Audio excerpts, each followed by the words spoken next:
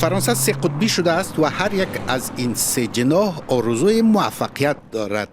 حکومت کردن به طور دوامدار در جناح مرکز باعث می شود که سرانجام جنگ بین مرکز و افراطیت در بگیرد. این همان حالت است که به آن رسیده ایم.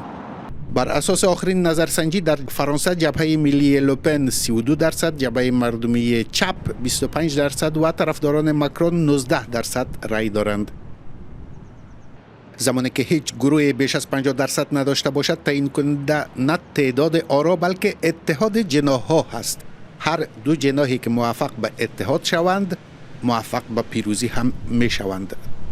در 2-3 هفته آینده شاهد اتحادهای پایدار یا متزلزل خواهیم بود. تجمع ملی یا اجتماع ملی که همان جبهه ملی سابق است و از زمان ژان ماری لوپن تا امروز که دخترش مارین لوپن در رأس آن قرار دارد و ضد خارجی و ضد مهاجرت بودن شهرت دارد. ولی با 32% احتمال رای، مارین لوپن همچنان به دنبال متحدانی است تا شانس خود را برای تبدیل شدن به اولین نیروی راست افراطی برای رهبری دولت فرانسه افزایش دهد. نخست وزیر فرانسه گابریل اتل که خودش را در مرکز می‌بیند، بر همین مرکزی بودن خود اتکا می‌کند و می‌گوید پیروزی افراطگرایان برای کشور فاجعه خواهد بود. رهبران احزاب چپ فرانسه که موفق شدند به سرعت یک ائتلاف جدید بسازند، با افشای ماجراجویی سیاسی جناح راست افراطی خطر به قدرت رسیدن آنان را مطرح می‌کنند. نخست وزیر فعلی گابریل اتل از خود میگوید و خودش را با افراطی ها مقایسه میکند. Cette élection législative, c'est clair, c'est quel Premier ministre, quel gouvernement, quelle majorité. Les Français me connaissent, j'ai mes qualités, j'ai mes défauts. Je suis clair, je suis prêt et je suis libre. De l'autre côté, il y a Jordan Bardella, Jean-Luc Mélenchon et le programme derrière qui serait une catastrophe. Ça veut dire que ce sera vous le Premier ministre en cas de... C'est moi le Premier ministre, c'est moi qui mène cette campagne. C'est moi qui, avec nos candidats Ensemble pour la République, propose un autre chemin. Un chemin positif pour l'avenir du pays. La majorité présidentielle n'aura pas des candidats partout. Vous avez... Il y a l'alliance menée par la France Insoumise. Il y a l'alliance menée par le Rassemblement National, les extrêmes, qui serait une catastrophe, d'abord en termes de climat social dans le pays, parce que c'est la division à tous les étages, le conflit à tous les étages, mais une catastrophe aussi pour l'économie et pour l'emploi.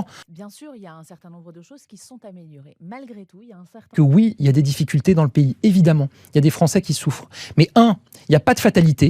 Et moi, ma méthode, je suis à Matignon depuis 5 mois maintenant. Ma méthode, c'est d'identifier les problèmes, d'être lucide, de dire la vérité et de prendre des décisions fortes, radicales parfois pour y répondre.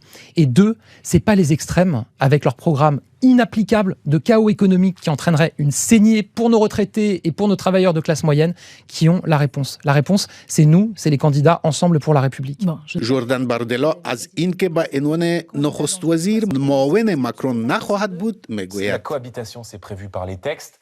Et effectivement, Emmanuel Macron, peut-être je vous rejoins sur ce point, a fait le choix depuis 2017 de considérer ses premiers ministres comme des collaborateurs. Je ne serai pas le collaborateur du président de la République.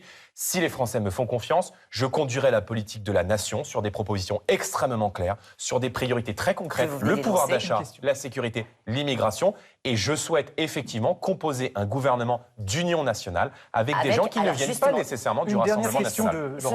و بالاخره ملانشون که او هم خودش را حلال مشکلات میداند. Si on recommence avec les mots qui blessent, avec les formules qui créent du désordre, on n'arrivera jamais à gagner, ni surtout à convaincre les gens qu'on est capable de dépasser ça. Donc je jette la rancune à la rivière et j'espère qu'il en fait autant. Et nous allons avoir des problèmes compliqués à régler. Mieux vaut le faire dans une ambiance où chacun met à contribution son intelligence plutôt que ses rancœurs. Je suis dans une situation particulière. J'ai été candidat à la présidentielle. J'ai porté sur moi tout le choc de la bataille. Les gens ont répété pendant des jours et des jours que j'étais clivant.